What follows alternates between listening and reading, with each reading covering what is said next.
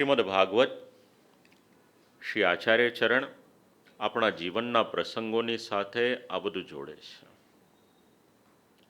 વૈવસ્વત મનુ એમના પુત્ર, એમની કથા. રાજાએ પ્રશ્ન પૂછ્યો, મન્વંતરાણી સર્વાણી ત્વયોક્તાની શ્રુતાની મેં. જેટલા મન્વંતર આપે કહ્યા એ મેં શ્રવણ કર્યા, એમના ચરિત્ર શ્રવણ કર્યા, એમનું કાર્ય શ્રવણ કર્યું. કૃપા કરી સૂર્યચંદ્ર વંશ એ શ્રવણ કરાવો. પરીક્ષિત મહારાજે કહ્યું, રાજા, તારી પાસે સમય હવે લગભગ 3-3.5 દિવસનો, અને સૂર્ય ચંદ્રના વંશની કથા એ 3-4 દિવસની નહીં, પણ જો કોઈ સમર્થ વક્તા હોય તો 100 વર્ષ સુધી પણ જો કથા બોલે તો એ કથા પૂર્ણ ન થાય. ભાગવતના શબ્દ. વક્તુમ વર્ષ શતૈરપી. પણ તે છતાં પણ તારી પાસે જેટલો સમય છે એમાં કંઈક શ્રવણ કરાવવું. 9મો સ્કંદ આખો જ વંશાવલી એનું નિરૂપણ કરે છે. સર્વપ્રથમ ભગવાનને ત્યાં બ્રહ્માજી, એમને ત્યાં મરીચી, એમને ત્યાં કશ્યપ ઋષિ, કશ્યપ મુનિ અને અદિતિ, એમને ત્યાં સૂર્યના વિવાહ થયા સંજ્ઞાની સાથે એમને ત્યાં શાદ્દેવ મનુ. જ્યારે સ્ક્રીન ઉપર કંઈક ચાઇનીઝ જેવું વંચાય ને તો સમજવાનું કે આ લેપટોપમાં એના ફોન્ટ નથી, એટલે ફોન્ટ મિસિંગ હોય તો કદાચ કોઈક શબ્દ, કોઈક વાક્ય એવા થઈ શકે. શાદ્દેવ મનુ અને શત્રુપા રાણી, એમને ત્યાં 10 સંતાન થયા.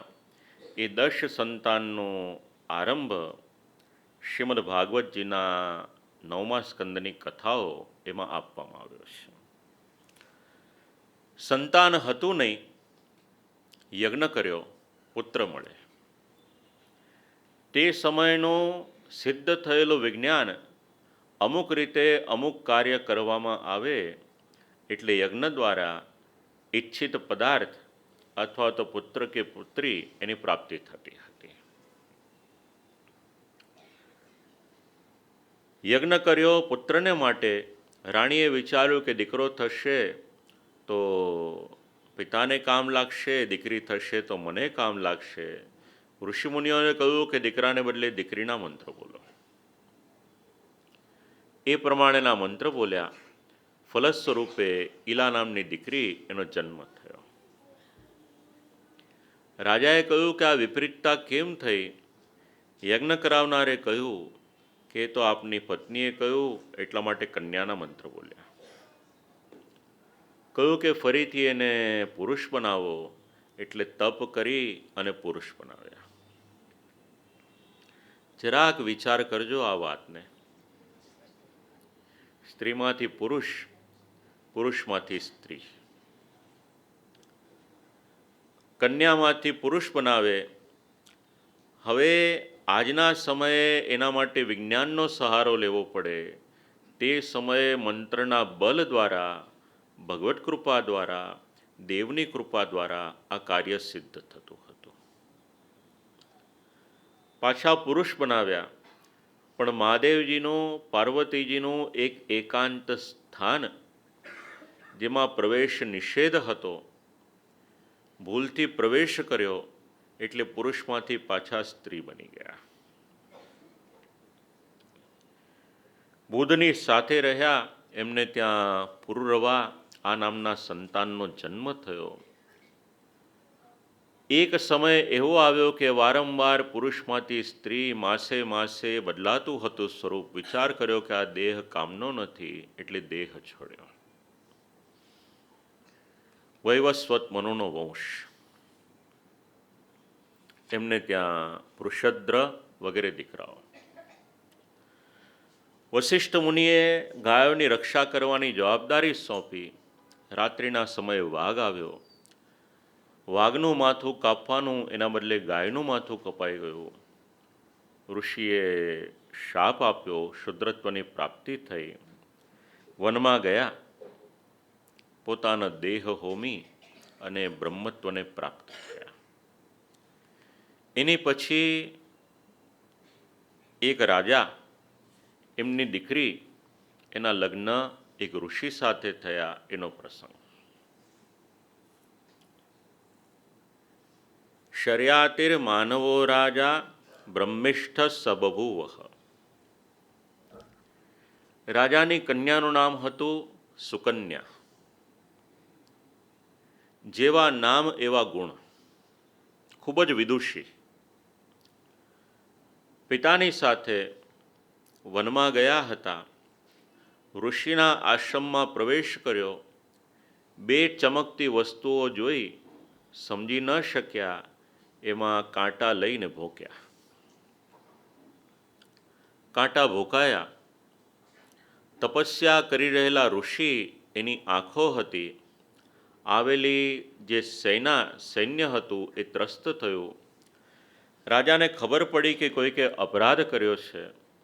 એટલે સુકન્યાએ પિતાજીની પાસે જઈને કહ્યું, સુકન્યા પ્રાહ પિતરમ ભીતા કિંચિત કૃતમ મયા.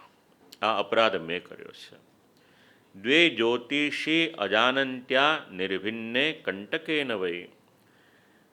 મેં આ રીતે કાંટા ભોંક્યા. શું કરવાનું?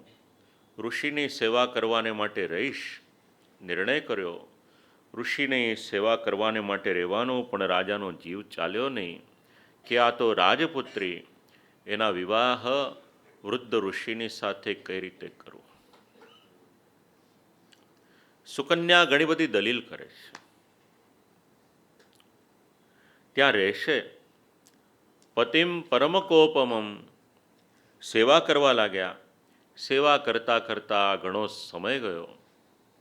એક વખત ત્યાં આગળ ભગવાનના અનુગ્રહી અશ્વિની કુમારો આવે છે. અશ્વિની કુમારોએ જોયું કે ઋષિને વૃદ્ધત્વ છે અને પત્ની યુવતી છે. વિચાર કર્યો કે લાવો ઋષિની પર અનુગ્રહ કરીએ. સાથે લઈ ગયા. બાજુમાં કુંડ હતો, એમાં સ્નાન કરાવ્યું. કુંડમાંથી 3 દિવ્ય પુરુષો નીકળ્યા. સુકન્યાને કહ્યું કે કોણ છે ઓળખો. સુકન્યા ઓળખી ન શક્યા. અશ્વિની કુમારોને શરણે ગયા. પ્રસન્ન થયા અશ્વિની કુમારો, અને એમના પતિ જે વૃદ્ધ હતા એમને યુવાન બનાવ્યા. આજે તો બહુ મોટો બિઝનેસ છે. આપ લોકો બુદ્ધિશાળી છો એટલે મારે કંઈ કહેવાની જરૂર નથી. પણ દેશ વિદેશમાં ક્યાંય પણ જઈએ તો વ્યક્તિ વૃદ્ધ ન દેખાય અને યુવાન દેખાય, એના માટે ઘણી બધી સર્જરી કરવામાં આવે છે. ભાગવતમાં કોઈ સર્જરી નથી કરી. કેવળ એક મંત્રનું બલ, એના દ્વારા સ્નાન કરાવ્યું તો જે વૃદ્ધ હતા એમને યુવાવસ્થાની પ્રાપ્તિ થઈ. 2 શબ્દ છે, ધર્મ અને વિજ્ઞાન. આપણે ધર્મમાં વિજ્ઞાન શોધીએ છીએ, એની બદલે વિજ્ઞાનને ધર્મ સાથે જોડી દઈશું તો ઘણું બધું પ્રાપ્ત થઈ જશે. શાંતિથી વિચાર કરજો એટલે વાત સમજાશે.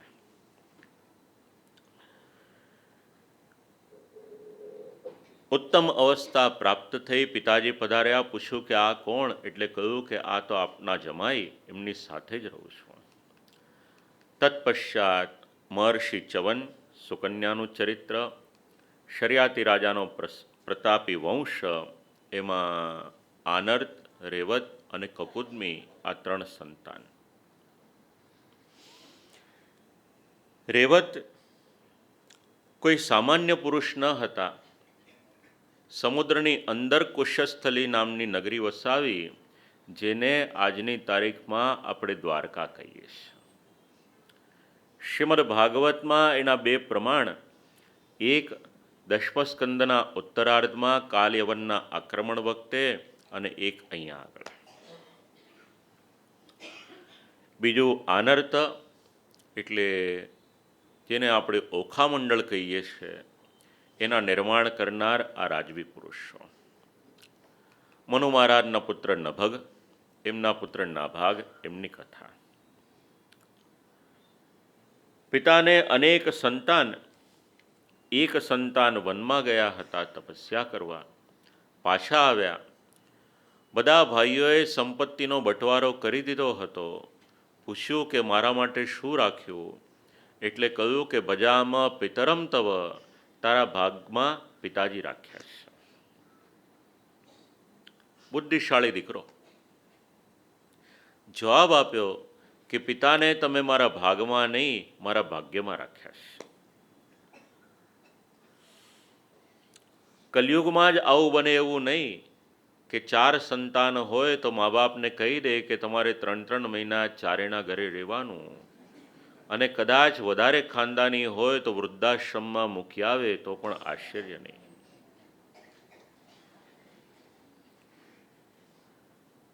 આપણે ત્યાં તો હજી એટલું પ્રચલન થયું નથી, પણ વિદેશમાં તો બહુ મોટો બિઝનેસ છે. જે દેશમાં જઈએ ને આપણે જોઈએ એટલે આપણે અનુભવી શકીએ છીએ. અને ત્યાંના વૃદ્ધાશ્રમમાં જઈએ અને જે વેદના હોય છે એ તો જ્યારે વાત કરીએ ત્યારે સમજણ પડે છે. આપણા ઋષિમુનિઓએ આપણા અવિભક્ત કુટુંબની જે પરંપરા આપણને આપી, વૃદ્ધો પણ સચવાઈ જાય, બાળકો પણ સચવાઈ જાય, આ બધી જ વ્યવસ્થા આપણી સંસ્કૃતિ આપણને આપી. જેની પાસે કુટુંબ નથી એને પૂછો કે કુટુંબની કિંમત શું છે તો સમજાશે. કારણ ગમે એટલું સુખ મળશે પણ એ સુખમાં સહભાગી થનાર પણ તો કોઈક જોઈશે ને. હવે કુટુંબીજન જ નહીં હોય તો પછી તમારે બહારની વ્યક્તિઓને કુટુંબીજની બનાવી અને એ સુખ એમાં સહભાગી બનાવવા પડશે.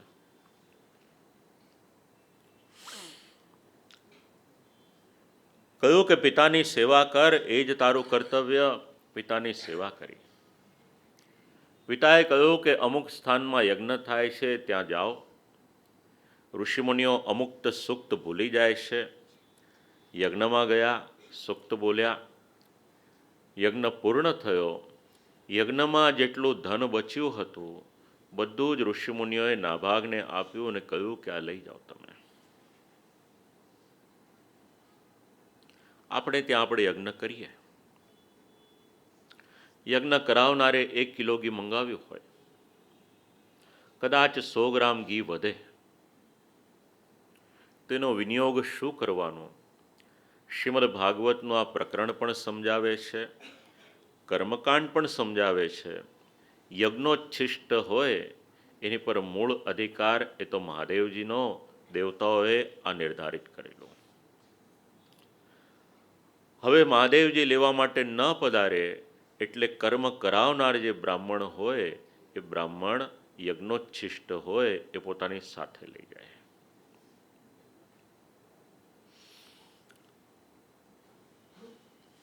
માર્ગમાં મહાદેવજીએ પરીક્ષા કરી, પૂછ્યું કે આ બચ્યું એની પર અધિકાર કોનો હતો? કે મને ખબર નથી, પિતાજીને પૂછીને આવું. પિતાજીએ જવાબ આપ્યો ધર્મશાસ્ત્ર પ્રમાણે. મહાદેવજી પ્રસન્ન થયા. તું અને તારા પિતાજી બંને સાચું બોલ્યા, આ બધું જ ધન તમે લઈ જાઓ. જે વ્યક્તિએ પિતાને પોતાના ભાગ્યમાં સમજ્યા એના ભાગ્યનો ઉદય એ પણ ધર્મ દ્વારા થયો. કેટલાક શબ્દો બહુ સંભળાતા નથી પણ એની અસર બહુ ગાઢ હોય છે. મા બાપના અંતરનો નાદ ભલે આપણે સાંભળી ન શકીએ પણ એના આશીર્વાદ એ એટલો આપણા જીવનમાં ભાગ ભજવે છે કે જેની આપણે કલ્પના ન કરી હોય. અંબરીશ નામના રાજા શ્રી દ્વારિકાધીશ પ્રભુની સેવા કરે. નાભાગાદંબરીશો પુન મહાભાગવત કૃતિ. પરમ ભાગવત એવા અંબરીશ રાજા પ્રભુની સેવામાં જીવન વ્યતીત થાય. બહુ મોટા રાજા તે છતાં પણ પોતાનું જીવન ભગવત સેવામાં વ્યતીત કરે. સવૈ મન કૃષ્ણ પદાર વિંદયોર, પોતાનું મન ભગવાનની સેવામાં લગાવ્યું. દરેક પ્રકારની સેવા સ્વયં કરે. સેવાના ક્રમમાં આપણને બે શબ્દ મળે છે, તનુવિત્તજા. બેને સાથે રાખવા કે બેને અલગ અલગ કરવા, ટીકાકારનો મત એવું સમજાવે છે કે બંને સાથે જોડો. કેવળ વિત્તજા સેવા કરીને છૂટી ન જાઓ, સાથે સાથે તનુ એટલે પોતાનું શરીર એ પણ ભગવત સેવામાં જોડો. તનુ વિત્તજા કરીએ તો ઉત્તમ.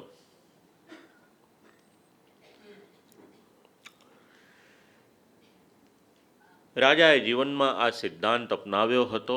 શ્રી દ્વારકાધીશજી પ્રભુની સેવા કરે. આપણે નાથ દ્વારા જ્યારે જઈએ, ભાઈ આ તો બધી શ્રી કૃષ્ણને પધારવાની તૈયારી છે ને, એટલે આવું ઘણું બધું થશે, ચિંતા ના કરશો. એટલા જ માટે ભગવદ્ ગીતામાં ભગવાને સમજાવ્યું છે, સ્થિત પ્રજ્ઞસ્ય કાભાષા સમાધિસ્તસ્ય કેશવ.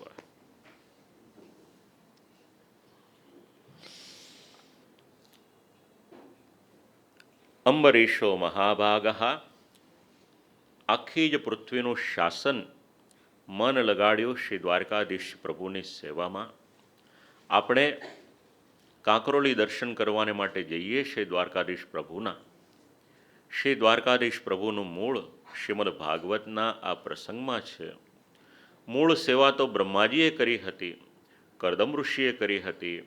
એ જ સેવા રાજા અમરીશને મળી હતી અને એ જ પરંપરા ચાલુ રહી અને અત્યારે તૃતીય ગૃહમાં શ્રી દ્વારકાધીશ પ્રભુ બિરાજમાન છે. ખૂબ જ વૈભવથી સેવા થતી હતી. સંપ્રદાયના પ્રસંગો, પુસ્તકો, વાર્તા પ્રસંગો આપણે વાંચીએ તો શ્રી દ્વારકાધીશ પ્રભુ, શ્રી દ્વારકાનાથજી, એમની ભાવના વાંચીએ, ચરિત્રો વાંચીએ તો સમજાય. એક વખત રાજાએ એકાદશીનું વ્રત કર્યું. પારણા કરવાના હતા. દુર્વાસા મુનિ પધાર્યા. કહ્યું કે થોડોક સમય મને આપો તો હું પણ સાથે જોડાઈ જાઉં. સ્નાન કરવા ગયા, આવવામાં વિલંબ થયો.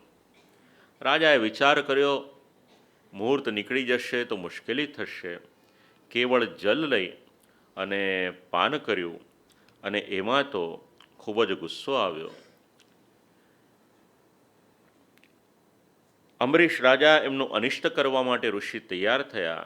ત્યાં તો ભગવાનનું સુદર્શન ચક્ર આવ્યું રાજાની રક્ષા કરવાને માટે. બ્રહ્માજીની પાસે ગયા, મહાદેવજીની પાસે ગયા, કોઈ રક્ષણ ન કરી શક્યું. ભગવાનની પાસે ગયા, પ્રભુને કહ્યું, વિનંતી કરી કે પ્રભુ આપ જ રક્ષણ કરો. ભગવાને આજ્ઞા કરી, અહમ ભક્ત પરાધીનઃ. પુષ્ટિમાર્ગમાં ષોડશ ગ્રંથમાં અનેક ટીકાકારોએ આ શ્લોકનો ઉલ્લેખ કર્યો છે. ભગવાન ભક્તની ગરિમાનું ગાન કરે છે. બ્રાહ્મણ ગયા, ઋષિ ગયા, ઋષિને પણ કહી દીધું કે મારો ભક્ત, એને પણ આધીન હું રહું છું. આ ભક્તની ગરિમા છે. ય સ્વતંત્ર ઇવ દ્વિજ સાધુભિર્ગ્રસ્ત હૃદયો ભક્તેર ભક્તજન પ્રિયા. જે સાધુ પુરુષ હોય એ સાધુ પુરુષ એના ચિત્તમાં હું રહેલો છું અને એ સાધુ પુરુષ મારા ચિત્તમાં રહેલા છે. મારા મનને એમણે કાબૂમાં કરેલું છે. ભક્તેર ભક્તજન પ્રિયા. ઈચ્છા હોય તો જાઓ, અમરીશની ક્ષમા પ્રાર્થના કરો. અમરીશ રાજાની પાસે આવ્યા, સુદર્શન ચક્ર એમને વિનંતી કરી, સ્તુતિ કરી. નાથ દ્વારા જઈએ છીએ આપણે દર્શન કરવાને માટે. દર્શન કરીને જ્યારે બહાર નીકળ્યા, જમણી તરફ શ્રી નવનીત પ્રિયજી બિરાજમાન છે અને ડાબી તરફમાં સીડી છે. એ ચડીને ઉપર જઈએ એટલે ત્યાં આગળ સુદર્શન ચક્ર બિરાજમાન છે. દર્શનની લાઈનમાં ઊભા હો, બીજી બધી વાતો કરીએ એની કરતાં સુદર્શન ચક્રનો આખો જ ઇતિહાસ કમળ ચોકમાંથી જ્યારે આપણે અંદર જઈએ અને સન્મુખને માટેની જે આખી લાઈન લાગે છે ત્યાં સુદર્શન ચક્રનો ઇતિહાસ લખેલો છે. વાંચજો ક્યારેક.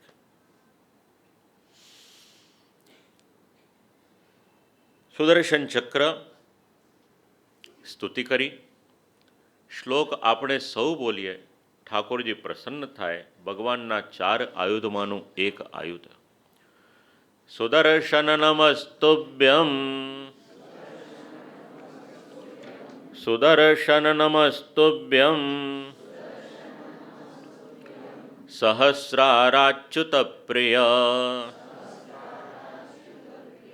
સહસ્રારાચ્યુત પ્રિય, સર્વાસ્ત્રગાતિન વિપ્રાય, સર્વાસ્ત્રગાતિન વિપ્રાય, સ્વસ્તિ ભૂયા ઇડસ્પતે, સ્વસ્તિ ભૂયા ઇડસ્પતે. ભગવાને ભક્તિની શ્રેષ્ઠતા, પોતાના ભક્તની શ્રેષ્ઠતા એ પુરવાર કરી. ઇક્ષ્વાકુના વંશમાં માંધાતા અને સૌભરી ઋષિ એમની ચરિત્ર, એમની કથાનું વર્ણન આવ્યું. વિરૂપ, કેતુમાન, શંભુ આ બધા થયા. મનુ મહારાજને ત્યાં નભગ, નભગને ત્યાં નાભાગ, એમને ત્યાં અંબરીશ. અંબરીશ રાજાના 3 પુત્ર વિરૂપ, કેતુમાન અને શંભુ. મનુ મહારાજને ત્યાં ઇક્ષ્વાકુ, એમને ત્યાં કુક્ષી ઇત્યાદિ દીકરા થયા. એમના વંશમાં થયેલા દીકરા વિકુક્ષી, એમના પુત્ર એમના પુરંજય. ઇન્દ્રવાહ એવું પણ એમનું એક નામ પ્રચલિત થયું હતું. યુદ્ધ દરમિયાન દેવતાઓ રક્ષણ માંગવા માટે આવ્યા. કહ્યું કે ઇન્દ્રની પર સવાર થઈશ, માટે એમનું નામ થયું હતું ઇન્દ્રવાહ. ઇક્ષ્વાકુના વંશમાં એક પુરુષ થયા માંધાતા. ઇન્દ્રને માટે યજ્ઞ કરાવ્યો. યુવનાશ્વ નામના રાજા થયા. ઇન્દ્રની માટે યજ્ઞ કરાવ્યો. યજ્ઞ કરાવતા કરાવતા રાત્રિના સમયે તરસ લાગી. આસપાસ ક્યાંય જલ દેખાયું નહીં. યજ્ઞને માટે અભિમંત્રિત કરેલું જલ, પુંસવનનું જલ પીધું. પ્રાતઃકાલ થયો. પૂછ્યું કે આ જલ કોણે પીધું? કહ્યું કે આ જલ મેં પીધું છે. રાજા યુવનાશ્વએ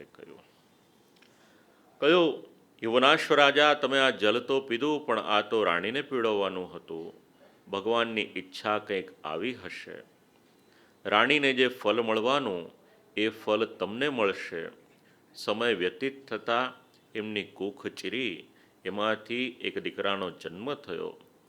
વિચાર કર્યો કે આ દીકરાને પોષણ કોણ આપશે? તે સમયે ઇન્દ્ર આગળ આવ્યા. આગળ આવેલા ઇન્દ્રએ પોતાની તર્જની, પોતાની આંગળી લંબાવી કહ્યું કે આને હું પોષણ આપીશ. એ દિવસથી એ દીકરાનું નામ થયું માંધાતા. હજી તો આપણું વિજ્ઞાન પ્રયત્ન કરે છે કે પુરુષના દ્વારા સંતાન થાય. શ્રીમદ ભાગવતમાં તો કેવળ એક પ્રસાદી જલ પીધું, અભિમંત્રિત જલ, એના કારણે આ ફલ મળ્યું. સૌભરી ઋષિનું ચરિત્ર. યમુનાજીના જલમાં મત્સ્ય યુગલને જોયું. લગ્ન કરવાની ઈચ્છા થઈ. માંધાતાની 50 કન્યાઓ, એમના વિવાહ સૌભરી ઋષિની સાથે થયા. સમય આવતા એમને વૈરાગ્ય થયો, બધું જ છોડીને નીકળ્યા. એની પછી ત્રિશંકુ રાજાની કથા, હરિશ્ચંદ્રની કથા, માંદાતાના પુત્ર અંબરીશ, યૌવનાશ્વ હારિત, આ વંશમાં રાજા ત્રિશંકુ અને હરિશ્ચંદ્રની કથા એનું નિરૂપણ આવ્યું. તત્પશ્ચાત સગર રાજાનું ચરિત્ર. સગર રાજાને ત્યાં 60,000 પુત્ર થયા. આશ્ચર્ય થયું. આ પ્રકાર જાણવો છે? એકવાર ભગવાનનો જય જયકાર કરો તો એનો પ્રકાર જણાવો. શ્રી ગોકુલ.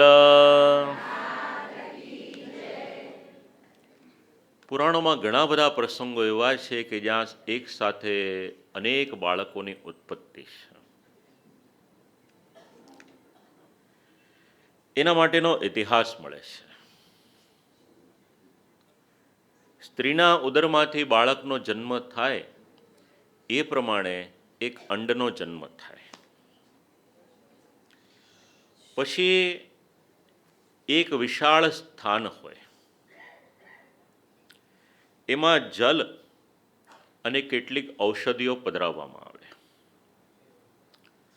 મંત્રથી એને અભિષિંચિત કરવામાં આવે, એની પર પ્રક્રિયા કરવામાં આવે, એટલે એક અંડ હોય એમાંથી અનેક સંતાનો એનો જન્મ થાય. એટલે ક્યાંક આપણે વર્ણન એવું વાંચીએ કે સાંભળીએ કે એક સાથે 100 દીકરાનો જન્મ થયો કે એની કરતાં વધારે દીકરાનો જન્મ થયો, તેમાં બિલકુલ આશ્ચર્ય પામશો નહીં. કારણ આ બધી સૃષ્ટિની ઉત્પત્તિના સમયની કથા છે કે જ્યારે માનવ વસ્તી એને વધારવાની હતી. અને એના જ અનુસંધાનમાં માંધાતા, ત્રિશંકુ, હરિશ્ચંદ્ર, રોહિત, હરિત, ચંપ, સુદેવ, વિજય, ભરૂક, વૃક, બાહુક, એમના વંશમાં સગર અને એમને ત્યાં 60,000 દીકરાઓ થયા. કારણ ત્યારે સૃષ્ટિનો ક્રમ હતો એ વધારવાનો હતો. હવે આટલા દીકરાઓ થયા, પણ એક વખત કપિલ મુનિનો અપરાધ કર્યો. અપરાધના ફલ સ્વરૂપે બધા જ દીકરાઓ બળીને ભસ્મ થયા. હવે બળીને ભસ્મ થયેલા સંતાનો એનું કલ્યાણ કઈ રીતે કરવું? એટલે ગંગાજીને પૃથ્વી પર લાવવાને માટે સગર અને કેશિની એમના દીકરા, એમનું નામ અસમંજસ, એમના દીકરા અંશુમાન, એમની ત્યાં દિલીપ, અને એમને ત્યાં દીકરા થયા એનું નામ ભગીરથ. ભગીરથ રાજાએ તપ કર્યું. ગંગાજીનું એક નામ ભગીરથ રાજાના નામ ઉપરથી પડ્યું. શું નામ? ભાગીરથી. ગંગાજીને ભૂતલ ઉપર લાવવાને માટે આટલી પેઢીએ તપ કર્યું. છેલ્લે ભગીરથ રાજાએ તપ કર્યું ત્યારે ગંગાજી પ્રસન્ન થયા, અને પ્રસન્ન થયેલા ગંગાજી ભગીરથ રાજાને પૂછ્યું કે હું પૃથ્વી પર તો આવીશ, પણ મારો વેગ ધારણ કોણ કરશે? ભગીરથ રાજાએ વિનંતી કરી મહાદેવજીને. મહાદેવજીએ કહ્યું કે ભલે, ગંગાજીનો જે વેગ હશે એને હું મારી જટામાં ધારણ કરીશ, અને તે સમયે રથેન વાયુવેગેન પ્રયાંતિ મનુધાવતી. પોતાના લોકમાંથી પધાર્યા ગંગાજી. ભૂતલ પર પધારવાને માટે ગંગાજી સૌથી પહેલાં બિરાજમાન થયા શ્રી મહાદેવજીની જટામાં. કારણ અસહ્ય અને પ્રચંડ વેગ, જો અગર એ વેગ એને ધીરો કરવામાં ન આવે તો આખી જ પૃથ્વી એને ડૂબાડી શકે એવું સામર્થ્ય હતું. માટે પ્રયાંત્ય મનુધાવતી એવા ગંગાજી ત્યાં રોકાયા, અને તત્પશ્ચાત દેશાન પુનંતિ નિર્દગ્ધાન. આટલી પેઢીનું તપ થયું ત્યારે ગંગાજી ભૂતલ પર પધાર્યા. હવે આપણે શું કર્યું આ ગંગાજીની સાથે એ પણ જરા વિચારવા જેવું છે. વિશ્વની જેટલી જેટલી મોટી નદીઓ છે એમાં ગંગાજીનું નામ આવે છે. ભારત દેશમાં જેટલા લોકો નિવાસ કરે છે એમાં પણ લગભગ 40% જેટલું પોપ્યુલેશન ગંગાજીની પર નિર્ભર કરે છે. 11 રાજ્ય અને લગભગ 50 કરોડ જેટલી સંખ્યા એના લોકો આ ગંગાજીની સાથે જોડાયેલા છે. આટલી તપસ્યા કરેલીને આવેલા ગંગાજી એમને આપણે શું કર્યું? આજે ગંગાજીની પરિસ્થિતિ એ છે કે વિશ્વની 5મા નંબરની સૌથી વધારે પોલ્યુટેડ નદી અગર કોઈક હોય તો એ ગંગાજી છે.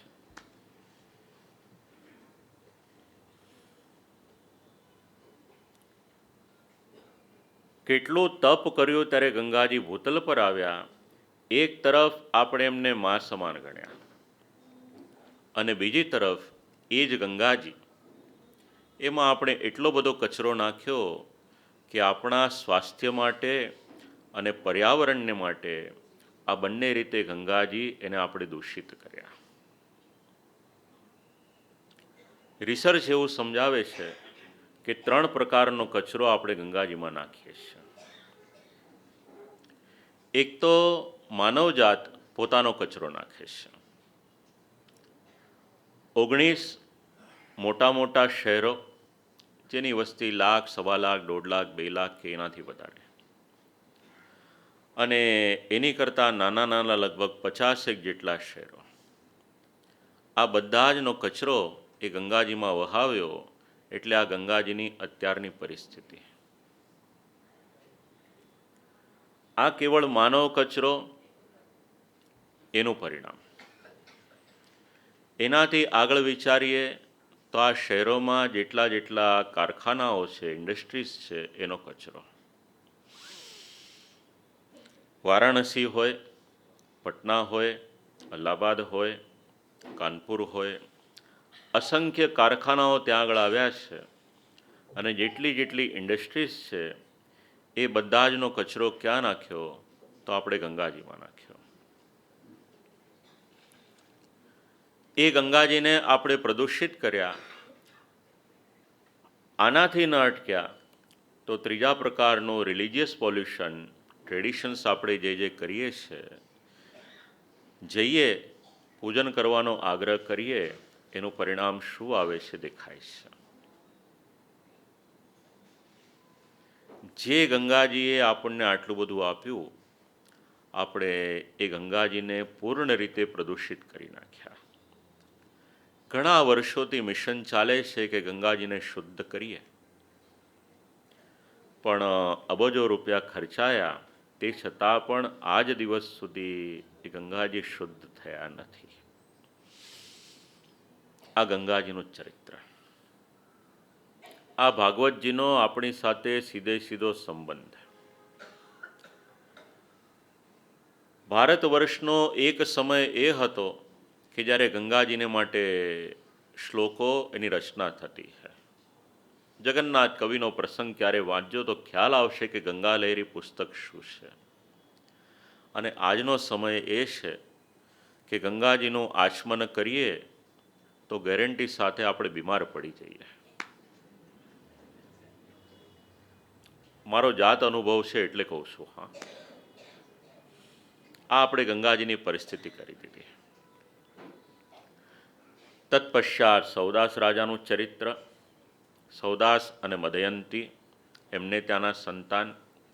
આમ કરતાં કરતાં ભગવાન રામચંદ્રજી એમના પ્રાકટ્યને માટે ખટ્વાંગાદ દીર્ઘબાહુશ્ચ રઘુસ્તસ્માત પૃથુશ્રવાહ અજસ્તતો મહારાજસ્તસ્માત દશરથો ભવત. શ્રી રામચંદ્રજીના પ્રાકટ્ય, એના પ્રસંગ, એનો આરંભ. વાલ્મીકી રામાયણ. રામાયણ તો ઘણા બધા છે, પણ શ્રી આચાર્ય ચરણને અગર કોઈ માન્ય રામાયણ હોય તો એ વાલ્મીકી રામાયણ છે. ચરિતમ રઘુનાથસ્ય શતકોટિ પ્રવિસ્તરમ. 100 કરોડ શ્લોકનો વિસ્તાર હતો. કલિયુગનો જીવ આટલું બધું વાંચી ન શકે, સમજી ન શકે, સમય ન કાઢી શકે, એટલે 100 કરોડ શ્લોકના કરી દીધા 24,000 શ્લોક, અને 24,000 શ્લોકમાં આખું જ રામાયણ એનું વર્ણન કર્યું. દરેક પાત્ર કંઈક ને કંઈક સમજાવે. રામાયણમાંથી કંઈ પણ બનવું આપણા માટે અઘરું છે. સીતાજી કે રામચંદ્રજી એ તો બહુ આગળની વાત છે. કોઈ વિચાર કરે કે રાવણ બનવું તો સરળ હશે ને, તો રાવણ બનવું પણ સરળ નથી. કારણ રાવણ કરેલી જે તપસ્યા છે એ વાંચીએ તો ખબર પડે કે રાવણે તપ કરતાં કરતાં પોતાના 10 માથા એ ઉતારીને બ્રહ્માજીને આપી દીધા હતા. રાવણ પણ સામાન્ય પુરુષ ન હતો. એક એક પાત્રનો પરિચય આપે. રામચંદ્રજી કેવા? રામઃ ધર્મભૃતાંબરાહ, જેમના જીવનમાં ધર્મનું આચરણ છે એવા રામચંદ્રજી છે. સીતાજી કેવા? સીતા ધર્મપથે સ્થિતા. સીતાજીનું ચરિત્ર તો વાલ્મીકી રામાયણ વાંચીએ તો જ સમજાય. ડગલે ને પગલે ધર્મના સિદ્ધાંતો અગર કોઈક બોલે તો એ સીતાજી બોલે છે. જાનકી શુભલક્ષણા. મા બાપ સંસ્કારી તો સંતાનો પણ સંસ્કારી. કુશી લવૌ તો ધર્મજ્ઞો. ધર્મના જાણકાર કુશ અને લવ. લક્ષ્મણજી કેવા? શુભલક્ષણમ, જેમનામાં સારા લક્ષણ હતા એ લક્ષ્મણજી છે. ભરત, ભાઈમાં રત, એનું નામ ભરત. શ્રીમદ ભાગવતજીમાં 2 અધ્યાયમાં વાલ્મીકી રામાયણનો પ્રસંગ. દશરથ રાજાને ત્યાં સંતાન હતું નહીં, યજ્ઞ કર્યો. યજ્ઞના ફલ સ્વરૂપે એમને ત્યાં દિવ્ય પુરોડાશ પ્રાપ્ત થયા. પત્નીને આપ્યા. એના ફલ સ્વરૂપે એમને ત્યાં 3 મુખ્ય પત્ની, બાકી તો શ્રી દશરથ રાજાને અનેક પત્નીઓ હતી. પુરોડાશ પ્રાપ્ત થયા. કૌશલ્યાજીએ એના ભાગ કરી બાકીની 2 રાણીઓને આપ્યા. એના ફલ સ્વરૂપે એમને ત્યાં સંતાન ભગવાન સાક્ષાત પધાર્યા છે. શ્રી રામચંદ્રજીના જન્મનો સમય. ચારે તરફ મંગલ વાદ્ય, મંગલ ગાન, બ્રાહ્મણોની પ્રસન્નતા, આકાશમાંથી દેવતાઓની પુષ્પવૃષ્ટિ, નૃત્યાંગનાઓના નૃત્ય, ભૂમિની પ્રસન્નતા, આખું જ વાતાવરણ નિર્માણ થઈ ગયું. શ્રીમદ ભાગવતમાં તો એનો વિસ્તાર નથી, કારણ ભગવાન શ્રી કૃષ્ણની કથાનો વિસ્તાર કરવાનો. શ્રી સુખદેવજી મહારાજ તો કેવળ એટલું જ કહી દેશે, તસ્યાપી ભગવાનેશ સાક્ષાત બ્રહ્મમયો હરિઃ અંશાંશેન ચતુર્ધાગાત પુત્રત્વમ પ્રાર્થિત સુરૈઃ. 4 અંશરૂપી પધાર્યા છે. મર્યાદા પુરુષોત્તમ શ્રી રામચંદ્રજી એમના પ્રાકટ્ય થયા. બધાએ જય જયકાર કર્યા. શ્રી રામચંદ્ર ભગવાન કી. શ્રી રામચંદ્રજીનું ચરિત્ર કેવળ 1 શ્લોકમાં વર્ણન કરવામાં આવ્યું. ગુરુવર્થે ત્યક્તરાજ્યો વ્યચરદનુવનમ પદ્મપદ્ભ્યામ પ્રિયાયા પાણીસ્પર્શા ક્ષમાભ્યામ મૃજિતપથરુજો યો હરીન્દ્રાનુજાભ્યામ. 1 જ શ્લોકમાં આખું જ રામાયણ એની કથા આવી ગઈ. રાજાએ કહ્યું કે પ્રભુ, જેટલો પણ સમય હોય એટલો વિસ્તાર કરો. વિસ્તાર કરવાને માટે શ્રી સુખદેવજી મહારાજ 2 અધ્યાયમાં રામાયણની કથાનું વર્ણન કરે છે. એકાદ પ્રસંગ આપણે લઈએ તો સમજાય કે રામાયણ એની કથા શું છે. શ્રી રામચંદ્રજી બાલ્યાવસ્થા, વિશ્વામિત્ર ઋષિ આવે છે, દશરથ રાજાને વિનંતી કરે છે, આપના બંને બાળકો મને આપો, એના દ્વારા યજ્ઞની રક્ષા કરી શકું. કહ્યું કે હજી તો આ બાળકો બંને નાના છે, આપને કઈ રીતે સોંપવું? બાળકો નાના હતા. કહ્યું કે જોઈએ તો મારી સેના લઈ જાઓ. કહ્યું કે નહીં, રામચંદ્રજી અને લક્ષ્મણજીને મારી સાથે પધરાવી આપો. વશિષ્ઠ મુનિ પધાર્યા. કહ્યું કે એમની સાથે મોકલો, કંઈક કલ્યાણ થશે. વિશ્વામિત્રાધ્વરેયેન મારી ચાદ્યા નિશાચરા. યજ્ઞનું રક્ષણ કરવાને માટે લઈ ગયા. માર્ગમાં જતા જતા ધર્મશાસ્ત્રનો ઉપદેશ આપ્યો, નીતિશાસ્ત્રનો ઉપદેશ આપ્યો, બલા અતિબલા વગેરે વિદ્યાઓ એની શિક્ષા આપી. યજ્ઞ પૂર્ણ થયો. પાછા આવતા હતા. પાછા આવતા આવતા વિચાર કર્યો કે લાવો આપણે જનક રાજાને ત્યાંનો સ્વયંવર છે, ત્યાં થઈને જઈએ.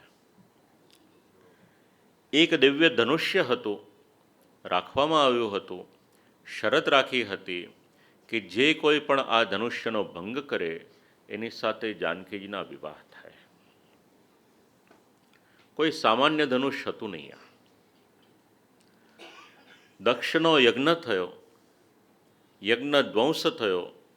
દેવતાઓએ મહાદેવજીનો ભાગ બંધ કર્યો. દેવતાઓએ દોષ કર્યો. દેવતાઓનો વધ કરવાને માટે મહાદેવજીએ જે ધનુષ્ય ઉપાડ્યું હતું એ ધનુષ્ય કાલક્રમે જનક રાજાને ત્યાં પ્રાપ્ત થયું હતું. શિવજી પ્રસન્ન થયા. દેવતાઓએ માફી માંગી. જનક રાજાના પૂર્વજ નિમિના પુત્ર દેવરાતની પાસે એ ધનુષ્ય હતું. 5,000 સૈનિકો એને પકડે, ઉચકે ને ખસેડે તો ખસી શકે એવું આ ધનુષ્ય હતું. શ્રી રામચંદ્રજી પધાર્યા વિશ્વામિત્રજીની સાથે. જનક રાજાને ત્યાં ધનુષ્યભંગનો પ્રસંગ. બધા જ રાજવીઓ આવ્યા, કોઈ ધનુષ્યભંગ કરી ન શક્યું. શ્રી વિશ્વામિત્રજી આજ્ઞા કરી. રામચંદ્રજીએ કહ્યું કે લાવો હું પ્રયત્ન કરું. પ્રયત્ન તો શું કરવાનો, મર્યાદા પુરુષોત્તમ હતા. ચેષ્ટા માત્રમાં એક ધનુષ્ય હતું એને ધારણ કર્યું. ધારણ કરીને એની પ્રત્યંચા ચડાવી એ ધનુષ્યને તોડી નાખ્યું. વિચાર કર્યો કે પરાક્રમી પુરુષની સાથે લગ્ન કરવાના. જનક રાજાની પ્રતિજ્ઞા પૂર્ણ થઈ. ક્ષાત્ર બલ એનો પરિચય થયો. ભગવાને 4 વર્ણમાં કંઈક કંઈક વિશેષતા મૂકી. બ્રાહ્મણમાં વિશેષતા મૂકી કે ગમે એટલું જ્ઞાન હોય એ પચવી શકે. ક્ષત્રિયમાં વિશેષતા મૂકી, બલ હોય એ ક્ષત્રિય પચવી શકે. વૈશ્યમાં વિશેષતા મૂકી, સંપત્તિ હોય એ વૈશ્ય પચવી શકે. અને શુદ્રમાં વિશેષતા મૂકી, સેવા હોય એ શુદ્ર પચવી શકે. હવે એના બદલે ફેરબદલ થઈ જાય તો શું? બ્રાહ્મણની પાસે થોડો પૈસો ભેગો થાય એટલે એની ઉછળકૂદ શરૂ થાય કે એને ક્યાં વાપરવા. અને વર્ણિકની પાસે ગમે એટલો પૈસો ભેગો થાય એ પચવી શકે. પાટણની પ્રભુતા જરા એકવાર વાંચી લેજો એટલે ખબર પડશે કે વૈશ્યએ પૈસો કઈ રીતે પચવ્યો છે. રામચંદ્રજી વિનમ્રતાથી બોલ્યા હતા કે હું પ્રયત્ન કરું, અને પ્રયત્ન તો શું કરવાનો, ધનુષ્યનો ભંગ કરી દીધો. મમ સત્યા પ્રતિજ્ઞાસા વીર્ય શુલ્કેતિ કૌશિક. જનક રાજાએ કહ્યું કે મારી પ્રતિજ્ઞા કરેલી હતી, સત્ય થઈ. વિચાર કર્યો, મારા ભાઈની પણ દીકરીઓ છે, દશરથ રાજાના 4 દીકરા, લાવો જરા પ્રસ્તાવ તો મૂકું. સાકાંક્ષા નગરીમાંથી પોતાના ભાઈ કુશધ્વજને બોલાવ્યા. વિશ્વામિત્રજીએ કુશધ્વજજીના 2 કન્યાઓના વિવાહ ભરત અને શત્રુઘ્નજીની સાથે નિશ્ચિત કર્યા. એ સમયે ઘરના પુરોહિત લગ્ન નક્કી કરીને આવે તો કોઈને વાંધો ન હતો. સમાચાર મોકલ્યા પ્રસ્તાવ મૂક્યો, સ્વીકૃતિ આપી. લગ્નની વાત ચાલી. જનક રાજાએ વાતને માથે ચડાવી ખૂબ જ દૈન્યપૂર્વક બોલ્યા, કુલમ ધન્યમિદમ મન્યે. મારું કુળ ધન્ય થઈ ગયું એવું માનું છું. યેષામ તૌ મુનિપુંગવૌ. આવા મુનિ સમાન રાજવી પુરુષોની સાથે લગ્ન થાય. લગ્નનું મુહૂર્ત નીકળ્યું. લગ્નમાં પ્રાધાન્ય નક્ષત્રનું શ્રી આચાર્ય ચરણના પણ વચન અને રામાયણના પણ વચન. ઉત્તરે દિવસે બ્રહ્મન ફાલ્ગુનેભ્યામ મનીષિણા. પહેલા દિવસે પૂર્વા ફાલ્ગુની, બીજા દિવસે ઉત્તરા ફાલ્ગુની. લગ્નનો દિવસ નિશ્ચિત થયો. મંગલ નાંદી શ્રાદ્ધ થયા. મંડપ મુહૂર્ત, ગ્રશાંતિ, વશિષ્ઠ ઇત્યાદિ ઋષિ આવ્યા હતા. યજ્ઞની વેદી નિર્માણ કરી લગ્નના વિધિનો આરંભ કર્યો. જનક રાજાએ શ્રી રામચંદ્રજીને સીતાજીનું પાણી ગ્રહણ કરવાને માટે વિનંતી કરી. લગ્નનો મહત્વનો વિધિ એમાં અંતરપટ અને પાણી ગ્રહણ. પહેલા વર કન્યા એકબીજાના મુખ જોઈ નતા શકતા. આપણે આજે ઔપચારિકતામાં આ અંતરવસ્ત્ર અંતરપટ રાખ્યું. એ સમયે જ્યારે વચ્ચેનું વસ્ત્ર ખસે ત્યારે ખબર પડે કે લગ્ન જેની સાથે થવાના છે એ પૂનમનો ચંદ્રમા છે કે અમાસનો. સારા શબ્દો બોલવા પડે ને.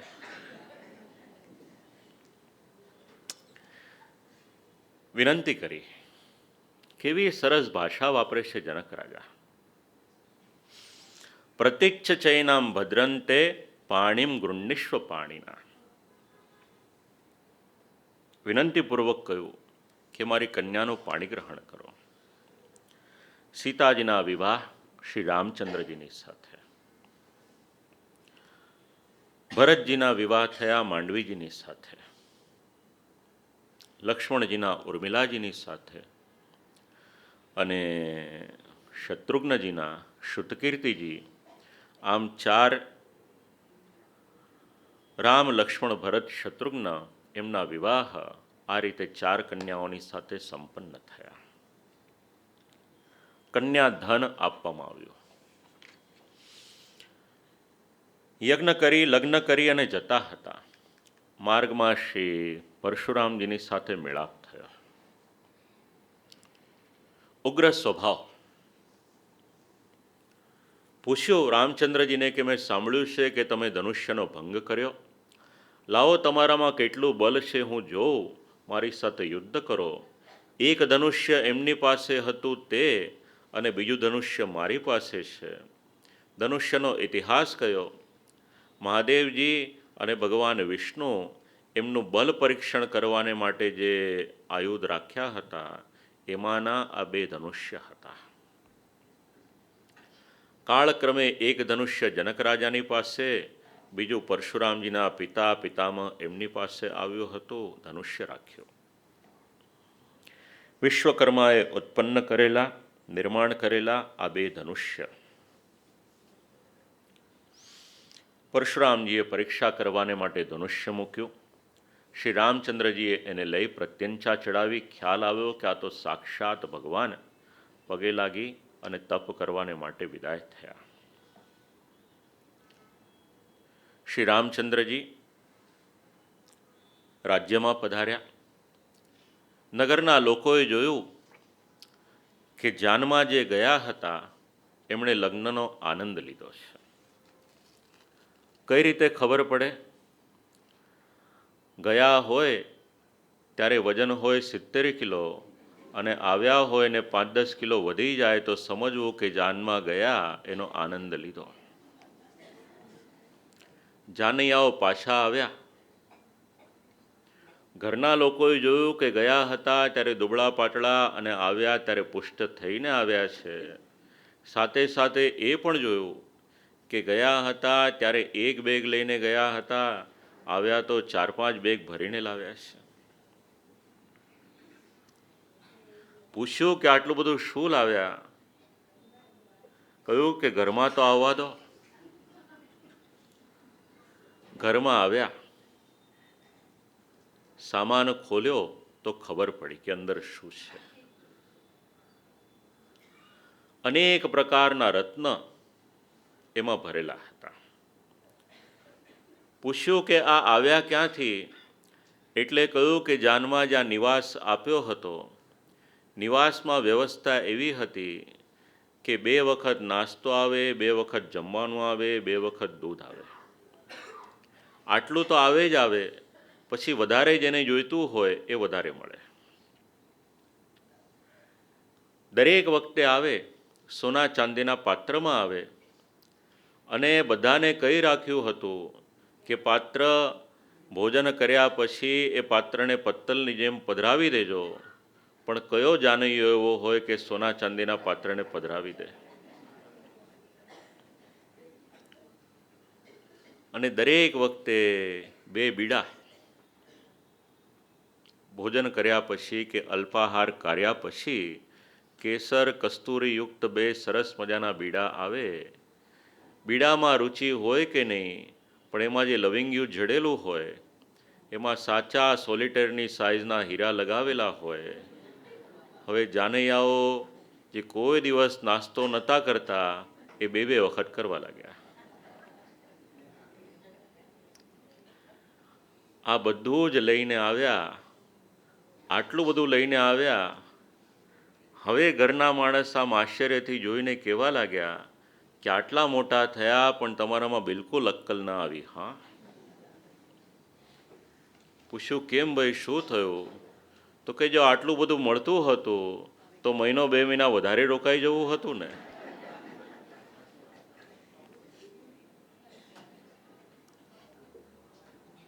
આ ભગવાનના લગ્ન.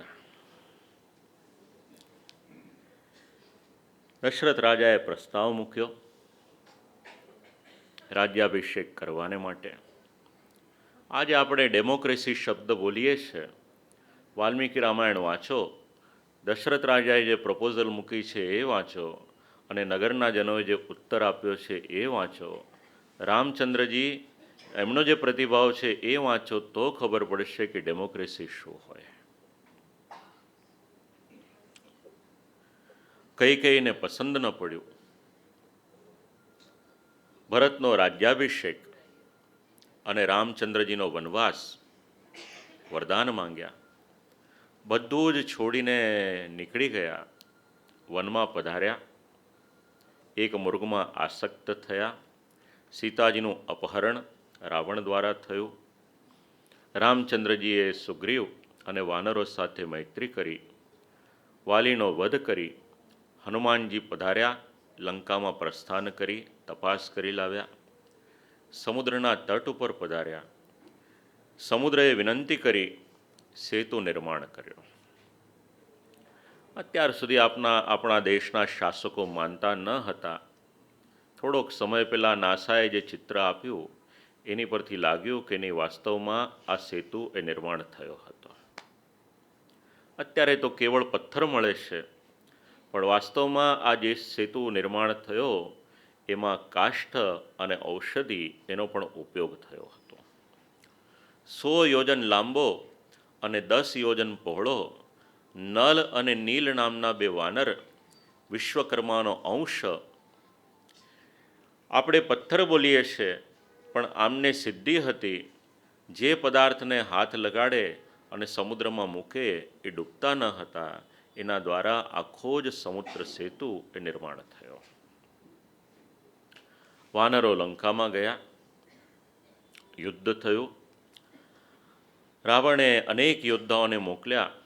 ભીષણ યુદ્ધ થયું. રામચંદ્રજી દ્વારા રાવણનો વધ થયો. સીતાજીને પાછા લાવવાના સ્વાગત કર્યું. નગરમાં આવ્યા. શ્રી રામચંદ્રજીનો રાજ્યાભિષેક એ સંપન્ન થયો. મર્યાદા પુરુષોત્તમ શ્રી રામચંદ્રજીનું શાસન. જેટલા પણ નગરજનો હતા, કોઈ પણ પ્રકારનો એમને પરિશ્રમ ન થાય. રામ રાજ્ય શબ્દનો મૂળ એ આપણને આ ચરિત્રમાંથી મળે.